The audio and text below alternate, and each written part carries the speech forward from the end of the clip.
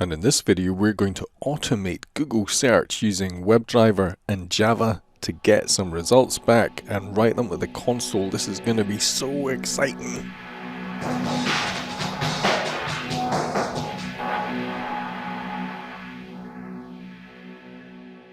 A lot of people, when they're learning how to automate applications, either using WebDriver, GUI tools, REST tools, HTTP, HTML, whatever, one of the first things they start on is Google search. For some reason, they pick applications that are known to them on the web. But that's generally a bad idea because they have no control over Google search. Google can change at any point in time. There's no sense that this is an easy thing to test, but this is the first thing they gravitate to. So what we're going to do in this Let's Automate series is we're going to pick some applications and we're just going to go through the steps of automating them. And the first one we're going to pick is Google search because I get asked a lot, how do I automate Google? So what we're basically going to do is figure out how to come to one of the Google pages. Now type google.com, then we're going to do a search, then we're going to figure out how to automate that. Now already just looking at that, I'm seeing a whole bunch of things that might make this difficult. So if I go to google.com, I get redirected to google.co.uk and the URL has stuff on the end of it. I have no idea what that stuff is, what it means, whether it's important or not. I start typing in here in this input box, and then magically I'm up here in this top input box, and there's clearly some Ajax autocomplete stuff going on. And then normally I search by hitting return, but I'm going to, when I automate, search by clicking this button. So if I can get that done, then in theory I have automated Google search, and that's really what we're going to aim for in this video. We might do some other stuff later on in terms of refactoring it to page objects, looking at how else we can automate it, not just through GUI tools, but this is where we're going to start. So I've created a project for this on GitHub so that you can download the code later on. It'll be github.com/EvilTester/automate Google search. And at the moment you can see there's no code there because I haven't created it yet. So I'm going to start by creating a project. Let's do that. Java 1.8, Maven.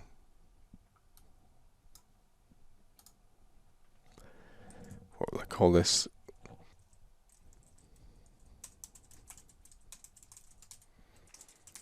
Now I have already in my folder brought down the GitHub code, so let me just find that.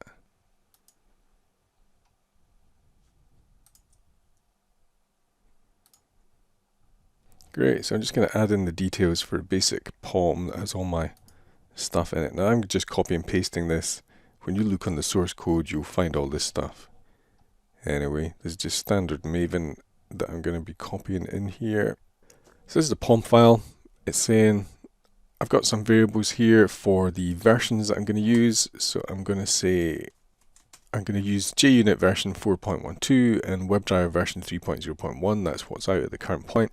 I'm going to bring those in as dependencies. So I'm going to use WebDriver and JUnit and Java 1.8 to work with this. And I'll enable auto import here. I'll move this up so you can see it. There we go. So I'm going to do minimal editing on this project. Right, so you're going to see it pretty much in real time as this happens. But I will edit out various bits where I completely make a mistake or I cough or sneeze or something like that. Close that down, we don't need that anymore. So I've already shown you what we're going to automate, but what I'm going to do is I'm going to do this from scratch and show you how I would do this in the real world. So first of all, I'm going to get incognito mode up in Chrome, which means that I've not got any cookies, I've not got anything sitting around, nothing that might interfere with my investigation, because I'm going to recon this first. I'm going to do some reconnaissance to find out the app. So we already know that when I do google.com, I get redirected to something based on my domain. This will happen to you. If you're in India, you get redirected to google.india. If you're in America, you'll stay on google.com. If you're in Europe, you'll get redirected to google.wherever you are in Europe. Now that might be an issue. I don't know if that's going to be an issue or not. So the first thing I'm going to do is check to see whether that gives me any problems, because this might mean that WebDriver doesn't work. I can't use WebDriver on this because I've got a big issue. So let's find out. So I'm going to create a test. Let's do new package. Let's put in a package.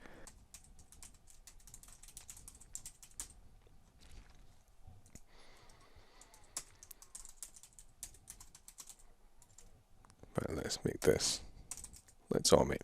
I'll call that Let's Automate Google search. Big package. Right. New Java class. I'll just call this, so I'll call this my recon test, because I'm basically checking whether things work or not. So, I already have Google Chrome in the path. So I can say, and if you don't know how to set up WebDriver, you can look at some of my other videos on how to set up WebDriver. I'm going to use Google Chrome for this. So I've started up a driver, then I want to say driver.get good typing skills. I should really put this in an app test method.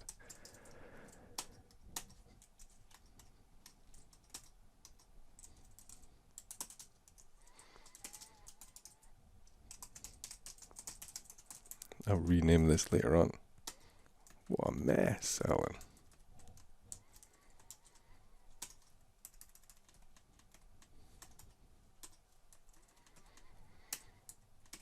There we go. Let's make it point to Google. Now, this is how I think of it, but I know it redirects to HTTPS, so I don't know if this is going to be a problem or not, so let's find out. Now what I'm going to do is I'm just going to put a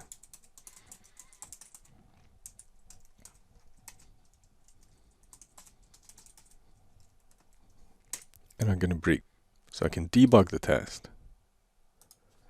Let's see what happens.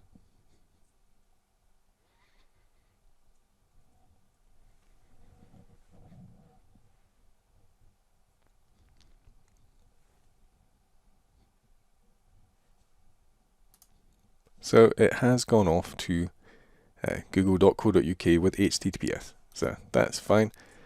Let's stop the redirect and let's put in the HTTPS and let's do a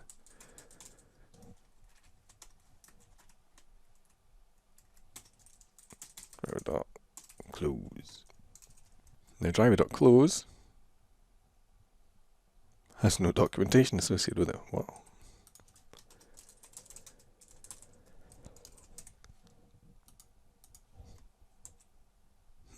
Maybe it hasn't brought documentation down.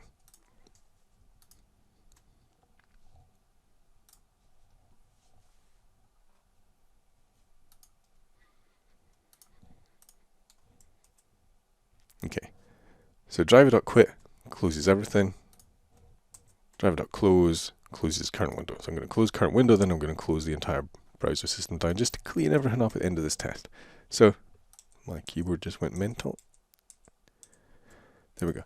So I've still got debug. Let's see if this works. All I've done is change the HTTPS.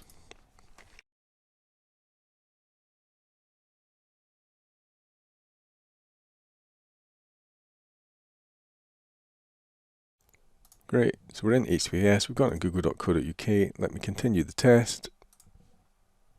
And it closes the browser down. All right. So one of the risks was maybe the redirect would give us a problem, maybe HTTPS would give us a problem. That doesn't seem to be the case. So what is this? I need to look at this. Let me do an inspect element here on that input field. Now I can see that what we've actually got here are 3 input fields in this group.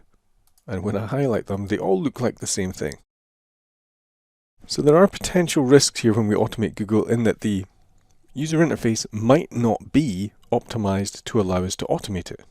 Any one of these it might switch between under different circumstances. We know that there's Ajax in, we know that there's a whole bunch of event listeners on some of this stuff to do things magically through Ajax. And there's a risk that in the future this messes up what we do.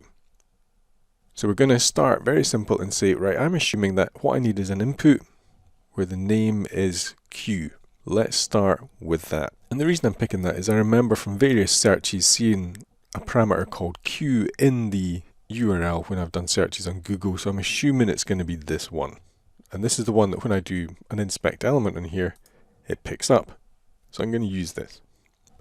So the first thing I'm going to check is whether my locator is going to work. So I'm going to use a CSS locator. I go to input name equals Q. and it's picked the input that I want. So I'm going to copy paste this. So I'm going to say driver.getThePage, then we are going to find that element.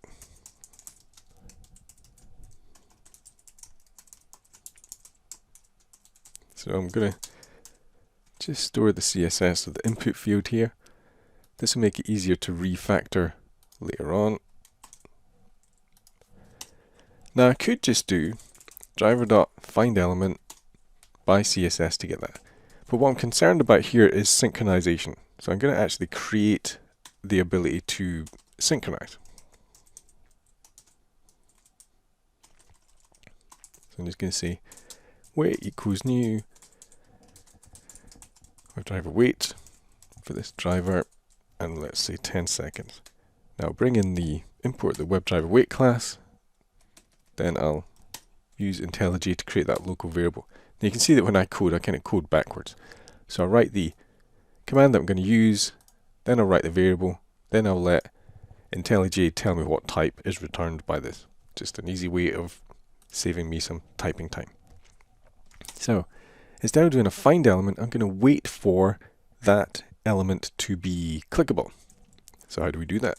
Wait dot until, and then I'll use the expected conditions. Element to be clickable by .css selector, and then we'll want the CSS of input field.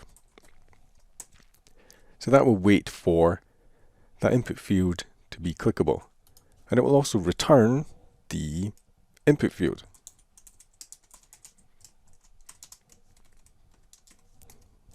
And IntelliJ can create that for me.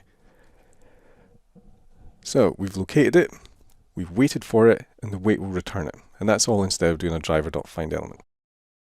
Then I'm going to send the search.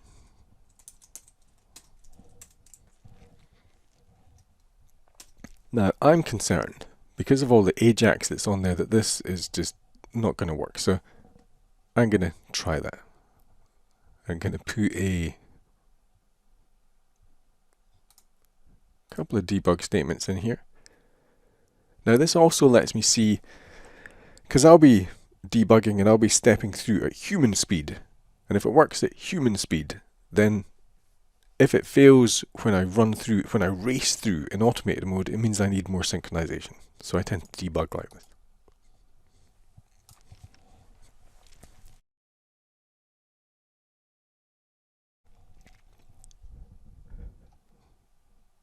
Okay, so we've got a browser open. Let me move this over here. So we're going to wait for the element, which shouldn't take long because it's there. Then I'm going to send keys test.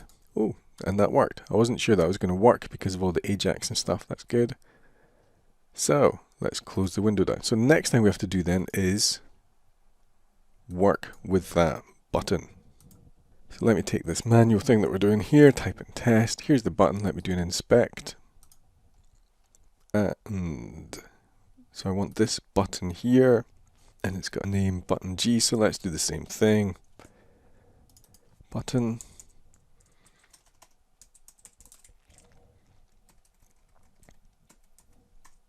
And what I'm doing here is I'm doing using Google DevTools to find, using the CSS selector to make sure there's only one thing, because I only want to match the one thing on the page here. There's only one thing. Let's copy that.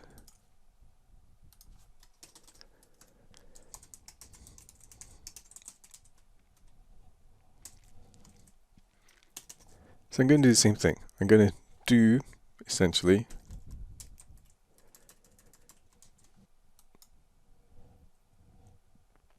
wait until expect conditions, element to be clickable, the button, wait for a web element,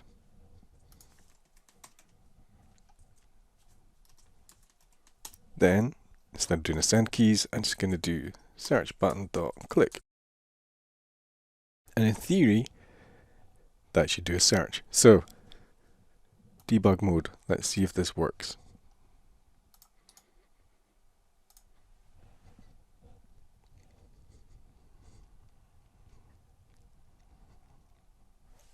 Move this over here, resize it a bit.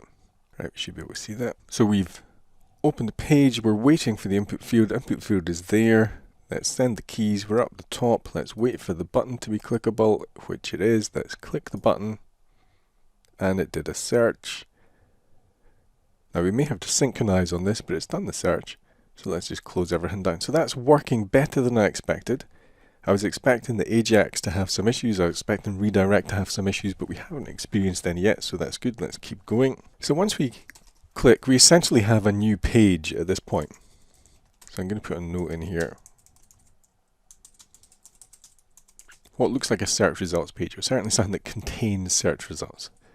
So this is the search page, or the thing that has the input div with the query, because at some point we're going to have to refactor this in the page object, so I'm just delineating this with comments so that I know where they are. Now one of the things is that we see here, when I do a search, that the query is in the URL. Now it's worth paying attention to these things as you automate to look for alternative approaches to automating, because it might be possible that I could just get rid of some of these parameters. I'll need the question marks, I'll need the query, then do that with a qtest. So that works, but what is this number? Could that be anything? That can be anything. So in theory, I could just do a get with a URL to start a query. I don't have to automate that input field. Now I've also seen with Google some URLs with search with just the Q on the end. So that's even easier. I could construct that URL for whatever search I want to do and just completely avoid automating the input field. We're not going to do that at this point, but that's a refactoring we might use in the future, and it might make things a bit more efficient, and it might bypass any issues about synchronization with the input field. So keep an eye out for shortcuts as you automate. Okay, so now I have search results. Let's have a look at these search results. Now some of these are ads, some of these are related searches and footers, but let's see what we've got. Let me pick something that isn't an ad. Now I'm expecting all of these to be pretty much the same. So I've got this G class.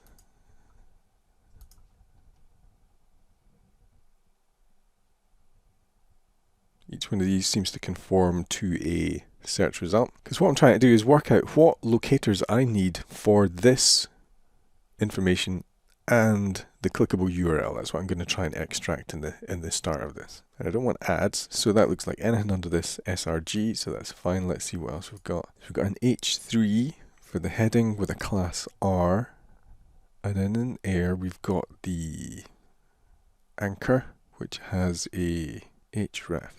Now, this is interesting. I mean, I practiced this before I came in, and last time it was the href that had the information. Now I'm seeing that it's the date href. Now I wonder if that's because I did a different search. Let me check this. No, so that's interesting. So last time I did this, the href that I wanted was actually in the href. Now the href that I really want is in this data href. So Google has changed its results since the last time that I looked at this page. And that is one of the reasons why automating this way is hard, because Google can change this at any point in time. They might even change this every third time you come through and do a search. I don't know, but at the moment, what I'm going to have to do is I'm going to have to do a search for H3 with a class R, which has an anchor underneath it, and then I'm going to extract this data href attribute. But we can do that. So this is saying 1 of 9. Are there only 9 results there?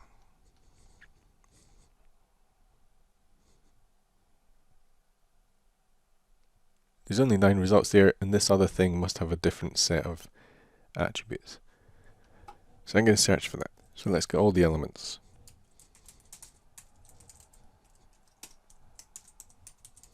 Using the CSS selector.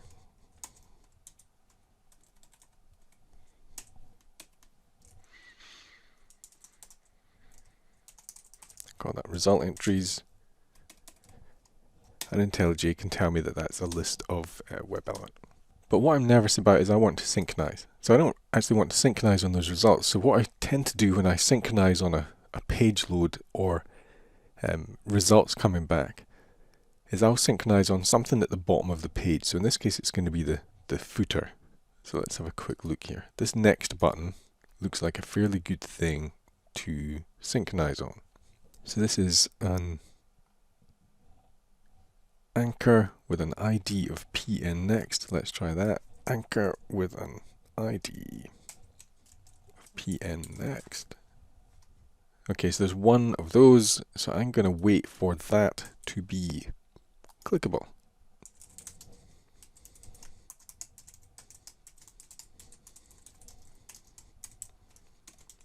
And I'm just going to do my wait until, use the expected conditions, element to be clickable, by.css selector, then the CSS of next page button, and that will return the next link. Then IntelliJ can tell me that's a web element. Great. So in theory now, we come in, we do a search, we wait until the next button, that link on the bottom, is ready to be clicked, then we get the results. And what I'm going to do is I'm going to print out those results to the console.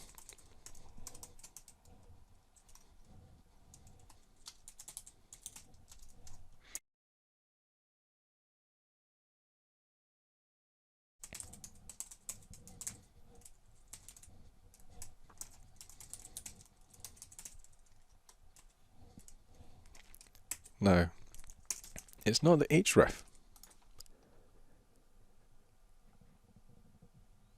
It's the data href.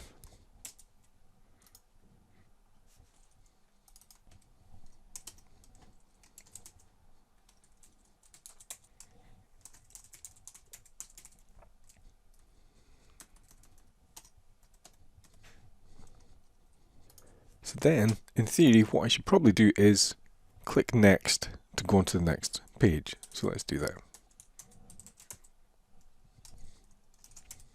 Again, I'm going to go into human debug mode at the important points. And let's run this.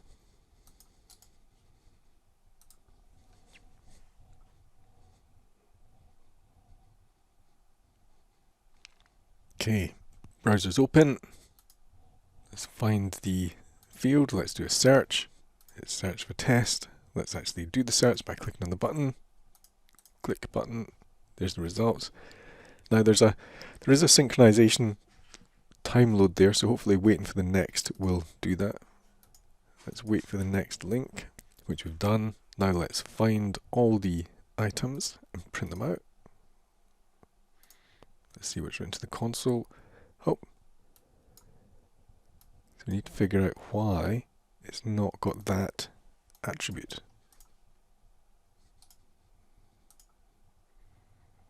Okay, so we need to do a little bit of investigation there, because what's printing out to the console is not what I'm seeing on screen. Okay, so now things just got interesting. That's what we like to see. So I am going to breakpoint just that, go to the end, and I want to investigate what is going on with that element.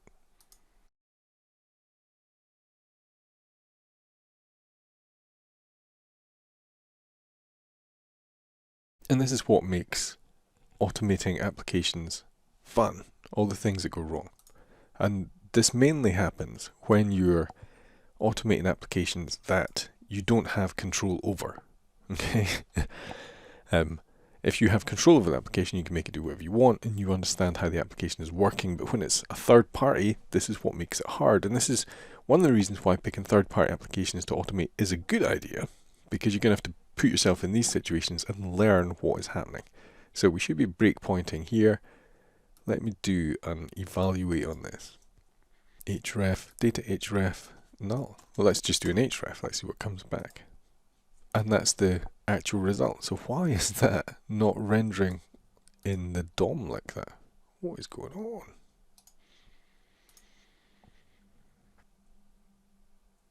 Interesting. Okay, so I don't understand. So normally I wouldn't spend a lot of time on this because I know that in Java I can just get the href attribute, but I just want to have a quick look at this in the console. So I'm going to do document query selector. Oops. Then the query we used was h3 r a. That should return the first one. There it is.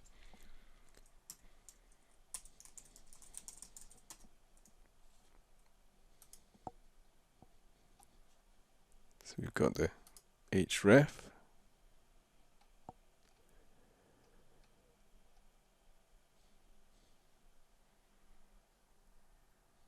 Data href.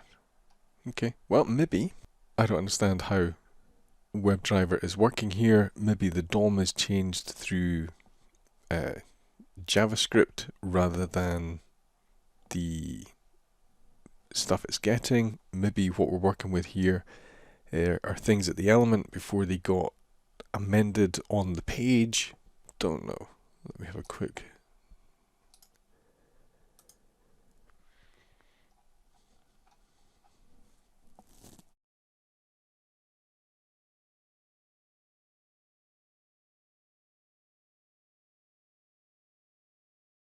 So looking at the source, Wikipedia isn't even there. So this must all be populated via JavaScript rather than in the text here. Okay. So the joy of working with third-party apps that you don't understand, where the DOM doesn't match what you're getting through. Sometimes we just go into pragmatic mode and say, this is the information that I'm getting, this is the information that I'm working with. So let's run this test. And I'm going to not have breakpoints there, I'm just going to breakpoint at the end. Let me stop this.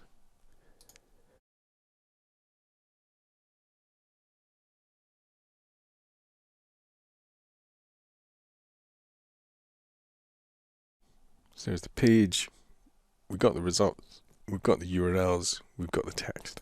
So there you go, there's a basic example of how to automate Google search. Now I'm going to check this into GitHub, so you'll be able to view the source there.